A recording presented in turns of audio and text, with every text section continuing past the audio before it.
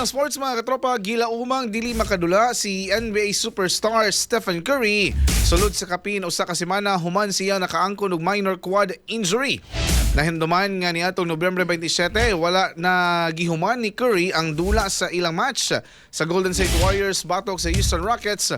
Human sa sunod-sunod nga bangga nila ni Rockets forward Alperen Sengun ug Amen Thompson. Sa gihimong MRI, migawas nga walay major structural damage sa quad ni Curry apan kinahanglan siyang moagi sa pipila ka adlaw nga pagpaalin. Tungod siyang injury, dili usa makadawa ang NBA superstar sa mga gikatakda nga dula sa iyang kupunan hangtod sa unang semana sa Disyembre. Wala usab kisalikway ang posibilidad nga mas bulungtad pa ang iyang recovery o posibleng mabalik na lamang siya sa pagduwa pagabot sa Disyembre 18 kung kanus-an nakatakdang sa gubangon sa Golden State Warriors ang Phoenix Suns.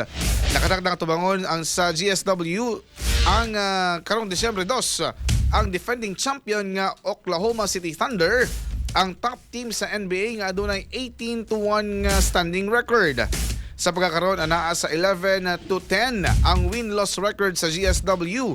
Human nga gipildi ang New Orleans Pelicans kagahapong adlaw o kasamtangang anaa sa ikawalong pwesto sa Western Conference.